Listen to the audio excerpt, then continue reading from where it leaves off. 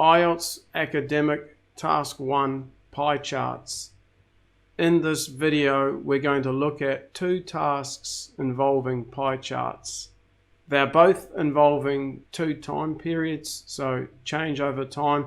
The interesting thing is that the first task includes very little data, only 10 pieces of data. So the challenge with this task is going to be writing enough words, making sure that the minimum 150 words is met. This can be quite challenging. Then in the second video, we're going to be looking at another task with 16 pieces of data. The challenge with this one is going to be not writing too much and trying not to exceed, well, the minimum's 150 words, but you don't really want to go too much over, say, 200. So in order to deal with this task, there's a need to combine data. 16 pieces of data, you can probably still cover everything. If you struggle with word limits, you might leave out some of the middle numbers, but you should still be able to cover all or most data with 16 pieces of data. And then beyond this, you'd have to start being selective and leaving out some of the middle numbers, some of the less important numbers. All right, so let's have a look at this first task. And by the way, both of these tasks are written by Chandra, one of my students from Nepal. So we're going to be looking at his tasks and assessing them, seeing what we like, and then there are some minor opportunities for improvement.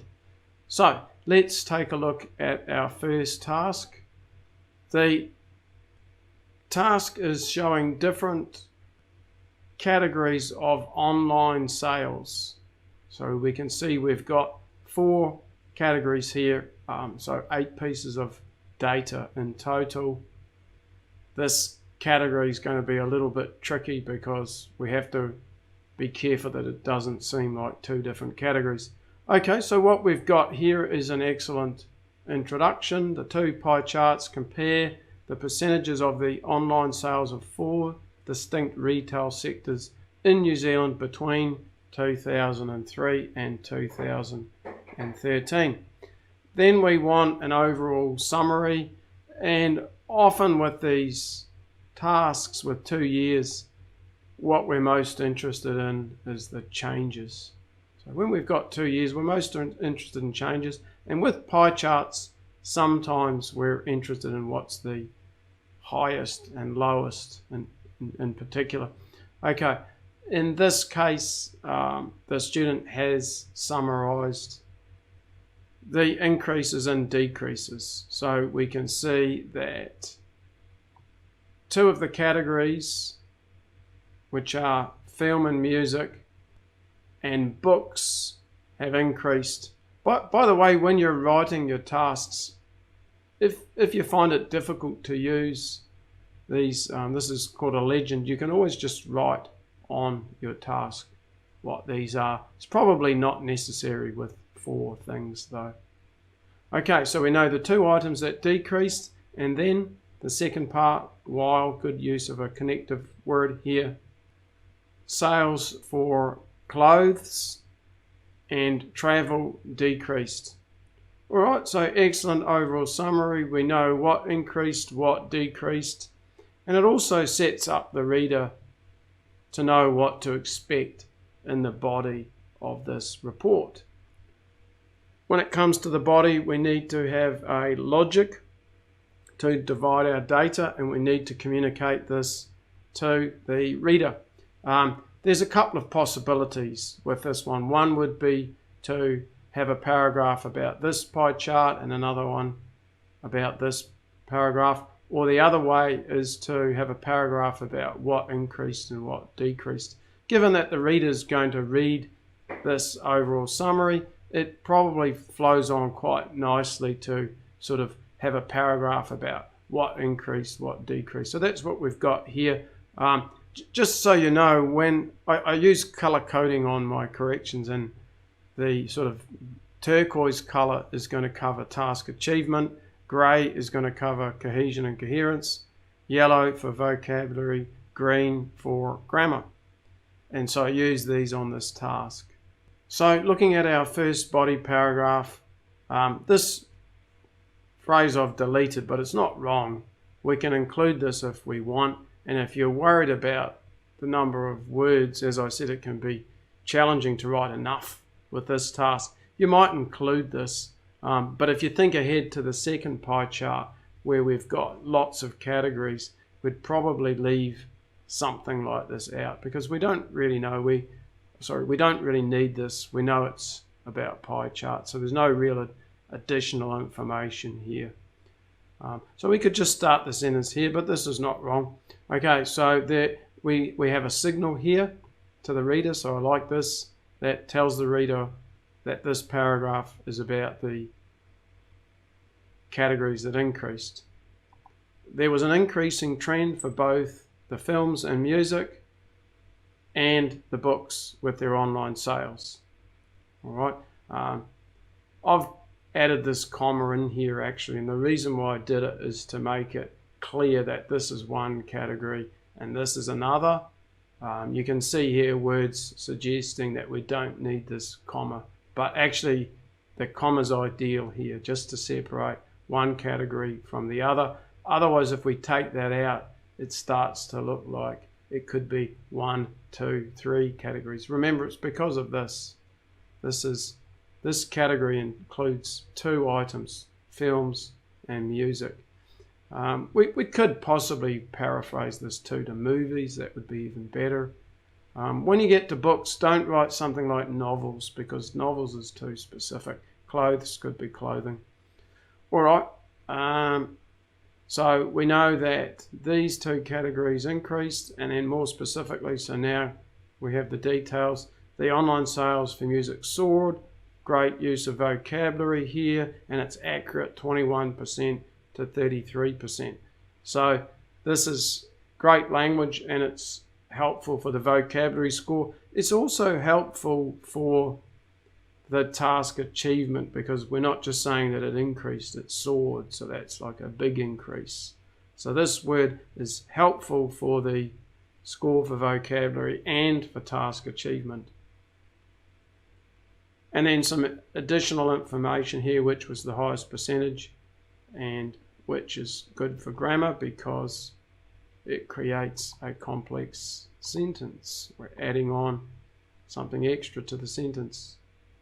And then we move to the second piece of data. The same trend was observed, so same trend and increase in regard to the online trades for books, which also increased.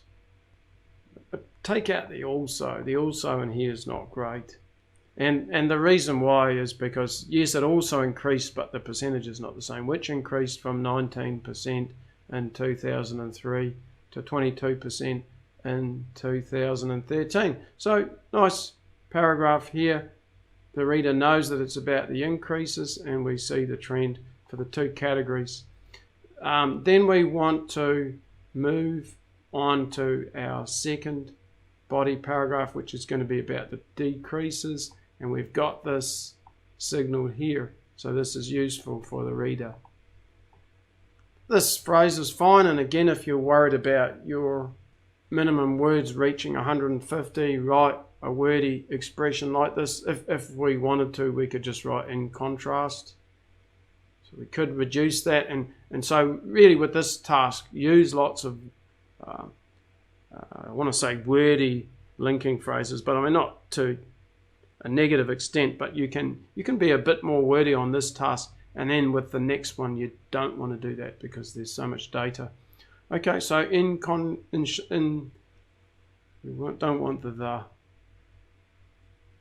In sharp contrast of this, there was a decreasing trend with the online sales for travel and clothes. So again, we know the 2 categories, travel and clothes. These are both decreasing. So the reader knows what to expect in this paragraph. This is a good first sentence. We could say particularly here, it's not exactly wrong. I guess this is the same as this more specifically here. Yeah, I changed my mind. Maybe this is okay. I think it is justified because this... Oh, right, I remember why I don't like this. This would be justified, like particularly if the decrease here is going to be the more significant one. So particularly sort of means of higher significance. I don't think that... So here the decrease is 7%, here it's 8%. Not so... That's the reason why I deleted that. Not a big deal. It's not really having an impact on the score. You can keep it in, take it out. There's not a big difference. I'd probably leave it out. In 2003, the online sales for the travel sector accounted for 36%, but this proportion decreased by 7% in 2013. So we know it's now going to be 29%. You don't need to write the 29% in. That's fine. The reader can do that. And there it is there, 29%. If I'm the examiner, I might just check that everything worked out fine, and it did. And the reason to do this, to put the amount of the decrease instead of the actual figure, is just for a bit of variety. So I think this is a good idea, doing this, and I think it adds to the variety of the task. It avoids having repetitive language, repetitive vocabulary, and sentence structures. Oh, by the way, I added in this "the" here because it's a specific sector, very minor detail there. It doesn't have a big influence on the grade. Also, the online sales for clothes dropped off by 8% from 24% in 2000 and it might have been me that deleted this. This should be 2003 to 16% in 2013. Words 195. So that's pretty good. The writer did a great job of making sure that he wrote enough. So let's see what sort of score I would now give this task. I use this as a guide when I'm giving feedback. The fact that he's gone a little bit over 190s, that's not a negative. This is an issue. If it's under 150, minus 1 off the score here. But going a little bit over 190, not a big deal. I just encourage people to try and keep within these limits, especially lower level writers. High level writers might exceed these. It's just kind of like a goal, but the 150 is not. That's really important. Overall summary, yes, I liked it a lot. That was done really well. All key data covered, data highlighted well. Yeah, I think this was done really well. Let me show you what I like. First of all, I like that all the data's in here, and it must be when there's only 8 pieces of data. But I also like some highlighting here about the sword. Not just that it's increased. This indicates a dramatic increase. And I also like the highlighting of the highest percentage here. If I wanted to be critical, there possibly could be a bit more highlighting. So it's essentially, there could be, like we could know that this is the highest in this year, and this is the highest in this year, and this is the lowest in this year, and this is the lowest in this year. So those are the sort of things that I think are highlights.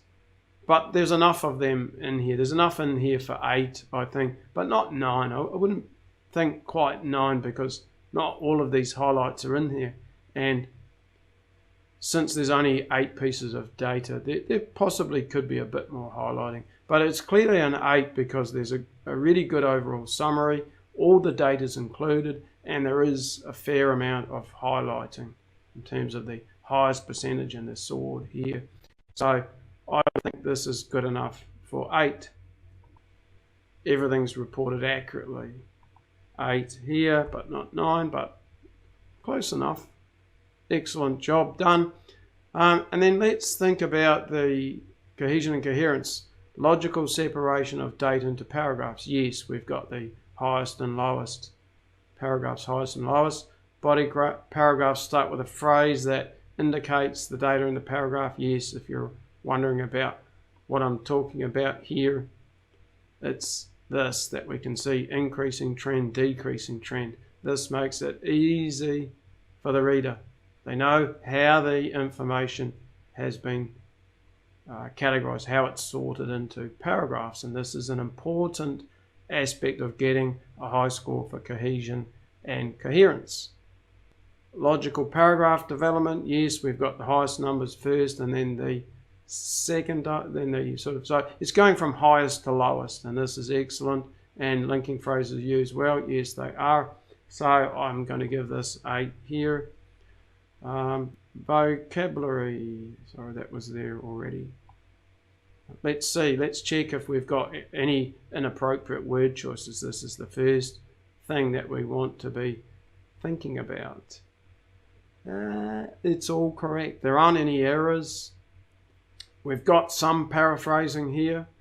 Some paraphrasing. This hasn't been copied. There could, like, I'm thinking 8 for this task and not 9. So why not 9? There could be a bit more paraphrasing. Like films could be movies. Clothes could be clothing. But that's quite minimal. Otherwise, the language is excellent. There isn't excessive repetition of the trends. So we've got soared here and then increased here. We've got decreasing here and then we've got dropped off later here. So this is really good. The candidate has shown me they have different ways of expressing trends, and that's what I really like. And this we really like it as well. So 8 here, but not 9. And then let's have a look at our grammar. So let's see if there's any errors with articles. Articles aren't a major error. I include this just because almost everybody has a mistake with them. Even native speakers often do. And I would think 1 or 2 would be fine to get to 8, but if there's any more than that, that would be a problem. And let's check if the sentence structures are correct. Are there any mistakes? So here's one minor error. It's not a 10-year period. It's really the 10-year period. It's a specific 10-year period. So we should really put the. Could it be a? Yeah, it could be a. Yeah, that's fine. It's our 10-year period, or it's the. I think either one's okay. I'd probably write the, but is not incorrect. It's not grammatically incorrect. I thought films here for film or music. Even though it doesn't have the S here, it's not just one film, right? Just like this is not one book. Music is uncountable. Travel's uncountable. So I'd probably add an S here. It's good that the symbol hasn't been copied. Symbols are not great. You shouldn't be using symbols, so this is fine. Films or music. That's done well. The travel, because it's a specific sector, so I really think you should have the in here. I've highlighted these because I like these. I like having words like who, which, where, when, that. They're really useful. So there's not a lot of errors here, good enough for 8. And then I'd be thinking about are the sentence structures repetitive? No, they're not. And remember when I was mentioning about here, we talk about the size of the decrease as a way to just avoid this sort of from to structure. If you just got from to structures all through the task, that won't be great. So, I mean, some very minor errors. These may, I mean, that one's not actually wrong. This one is. So let's say it's not 9, but it's definitely an 8. There's nothing to stop 8. So 8 for grammar, that means straight 8s. Overall score is 8. All right. So this is a really solid task. I don't see it not getting to 8 anywhere. If you've found some mistakes that I didn't notice, please put them in the comments below and share your thoughts. It's possible I've missed something. Let's now look at our second chart. Let's now look at our second chart, and This one's a bit more difficult. The last task I would say is an easy task. And an easy task, but not always an easy task to score well on. And as I said, the challenge with the previous one is writing enough words. Another challenge could be just showing enough talent. With this one, it's quite difficult. There's 16 pieces of data. A good writer can get through all of them. If you're not a strong writer, if you have trouble controlling the length of your reports, you might have to leave out some middle figures. So the highest, and you can't leave out the highest and lowest. These are always key. But you could leave out a couple of the middle figures, perhaps. But a good writer will still be able to get through them all with 16. And then, like, let's say it's 20, it's getting too hard. You can also look for numbers that are the same, but there aren't any in this task. So it's a bit tricky, because normally we'd have some percentage that's the same. All right, so let's have a look at how well this task is done. And again, it's the same writer. We've got Chandra writing again from the British Council in Nepal. Let's have a look at his tasks. He always writes high quality tasks. Let's look at the strengths for this one and see if there's anything we can improve on. And with this one, the part of the challenge is to write tightly. With this one, I forget how many words he wrote, but it's not so many words. He did a really good job of controlling the number of words, which is important. So just to have a look at the data, we've got 2000, 2006, and it's different sectors of the economy and the percentages they contribute. And again, we're going to be interested in the increases and decreases and possibly the highest and lowest numbers. We've got to start writing our task by paraphrasing instructions, and that's what we've got here. The two pie charts compare the proportions of different economic sectors that contributed to Turkey's economy between 2000 and 2016. I've changed this word because we've got a noun here and we really want an adjective. Economic sectors. I like that the word percentages is changed to proportions. That's really good.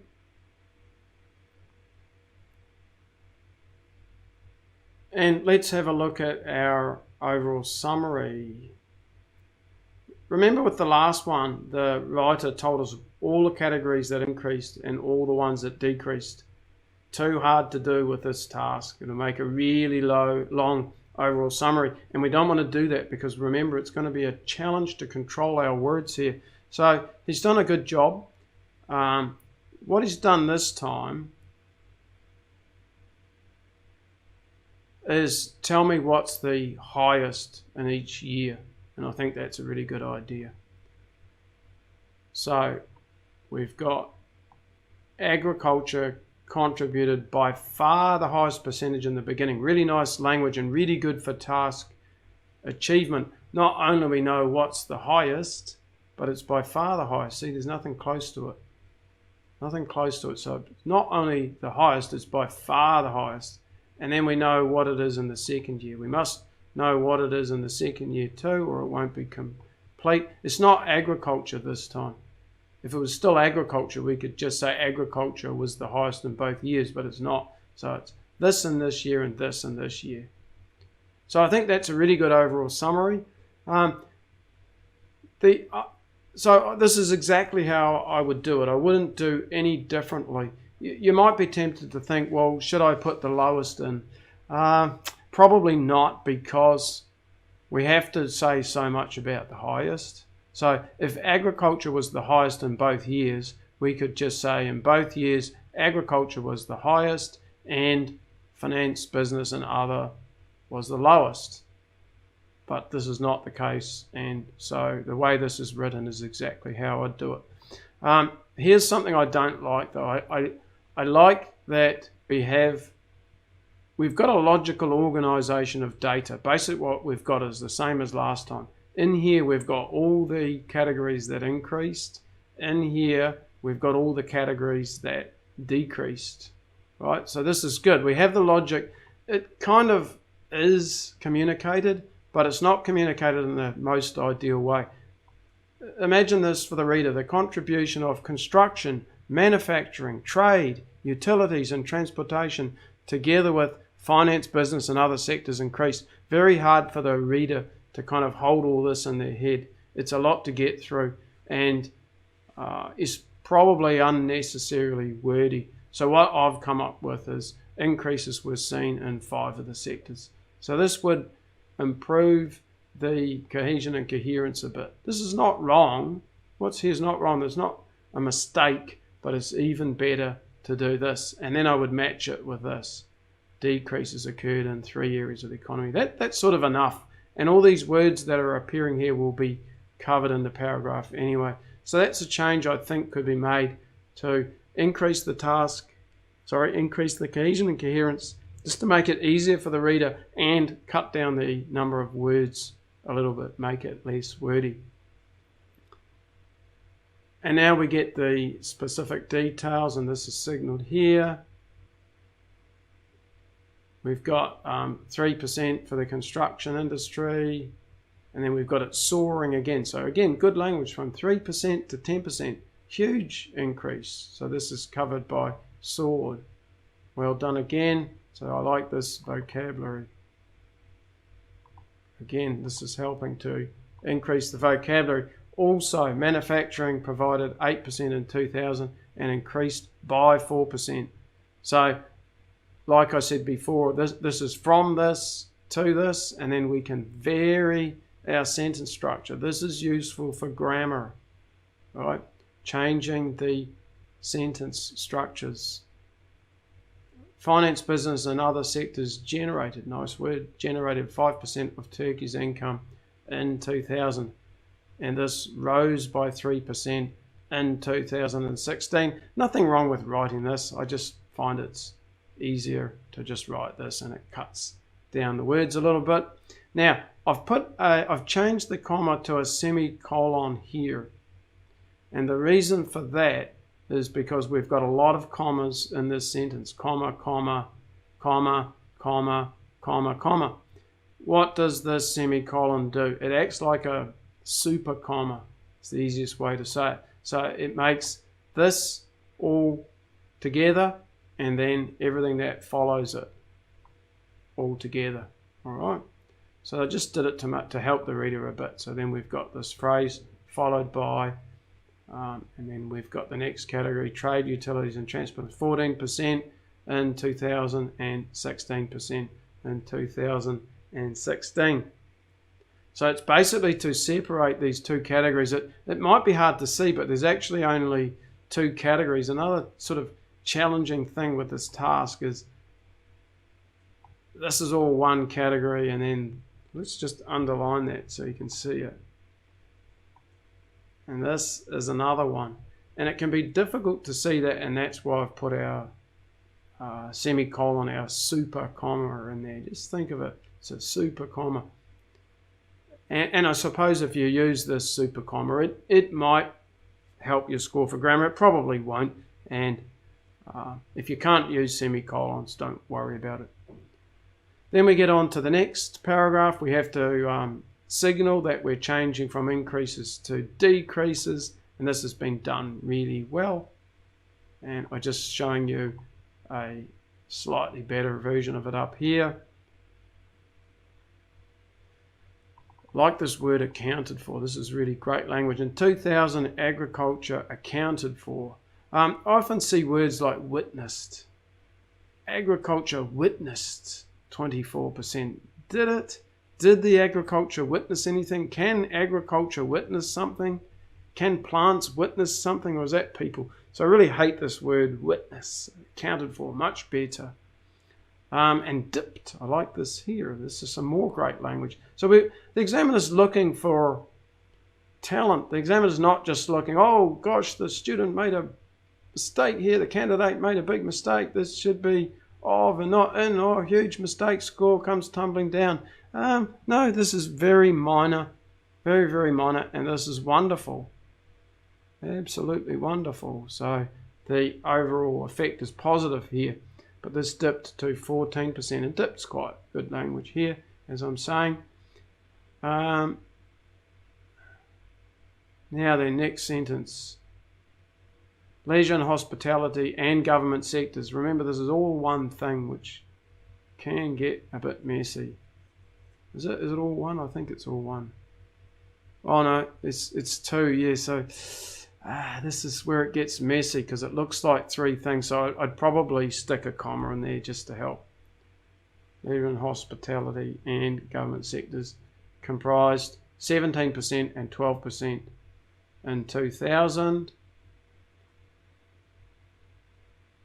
And then we've got that they shrunk to this and this in 2006, respectively. Respectively is a useful word that adds something to the cohesion and coherence, because it's telling the reader that this one is dropping to this one and this one is dropping to this one. It helps tell the reader that for sure these are matched up. So it helps add to the cohesion and coherence. It helps the reader to understand the data more. I added in the here, while the contribution, it's a specific contribution, the one from the healthcare and education sector. Oh yeah, this is all one sector. If they were two separate sectors, that'd be different. Then I'd have to take this out and put contributions, but that's all one. Sounds healthcare and education. Okay.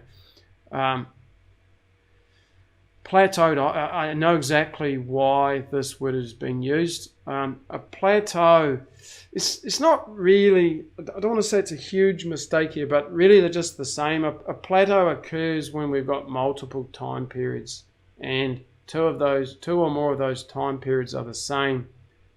But there should be some other data on at least one other side of the plateaued data. So we really need more data to talk about a plateau. So we have peaks. Peaks are like the tops of mountains, and plateaus are where something, like where land just goes flat, where we have flat land. So I know why he wrote it, and I had to think about this for a long time, and in the end I thought it's not exactly right. It should really be just was the same. Now whether the situation occurs, and the examiner's got to think, is this right or is it not right? So in this case we could say if it's not right, it's a very minor error. So it's not going to have a huge negative effect, just very, very minor. Here's the number of words, 2002. Really good job to write this in so few words, because there's so much data to get through. Then let's have a look at our grading for this task. Let's see what we think. So overall summary, done really well. We've got all the key data in there. Some of it is highlighted. I didn't find any mistakes, so I'm going to give it 8. It's at least an 8 too. This could be one where I might think, is it good enough for 9? Because it's challenging. It's challenging, and it's been done very well. Logical separation of data, yes, into highest and lowest. Body paragraphs start with a phrase that indicates the data. Yes, they did. This was done, but I didn't feel it was done in the most ideal way. You could maybe think of it under this linking phrases, perhaps. Paragraph development was logical. I could read it without any problems. If I run into problems, that means it's not logical. If I can just read through it quickly one time and get all the meaning, that means it's logical. So I'm thinking 8 here and not a 9, because of those first sentences are difficult to read. Vocabulary is a bit more tricky. Let's see. So we really want to think about the talent too, not just are there any mistakes. So let's have a look at it. Minor error, and then talent here. And on the whole, there's quite a lot of talent in the language for describing these trends. And so I'm going to give it 8 and not 9. I think that's fair. So just some minor errors with phrasal verb type sort of things. And then our grammar, let's have a look at our articles. Let's see if there's any mistakes. That wasn't a mistake, but I think it's better to put in the super comma, the semicolon. Here, this is needed. Here, this is really, really useful just to help the reader. Again, it's not, it's kind of arguable about this comma.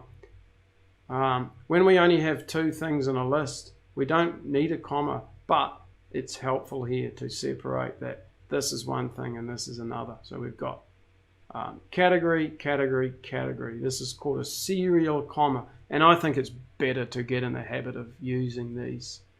Why? Because, I mean, normally it's fine. There's normally no issue with it, but here we can see how it's useful. It helps the reader. Anything that helps the reader is useful. Helps our grammar, helps our score for cohesion and coherence as well.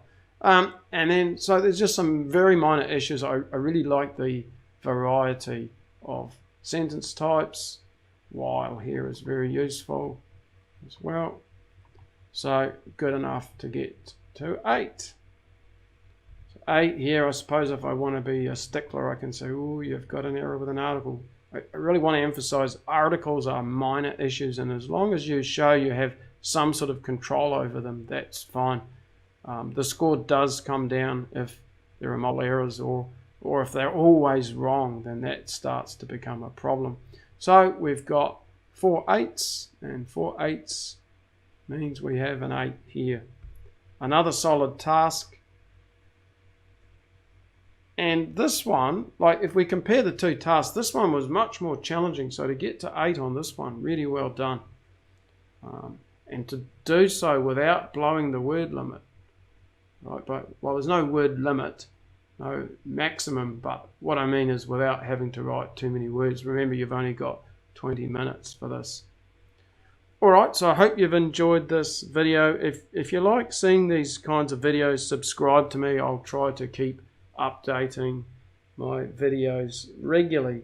And then if you want me to have a look at your tasks, if you want me to assess your tasks, I do have a writing correction service, and I'll put a link to that in the description below this video, and I'll also put a link at the end of this video.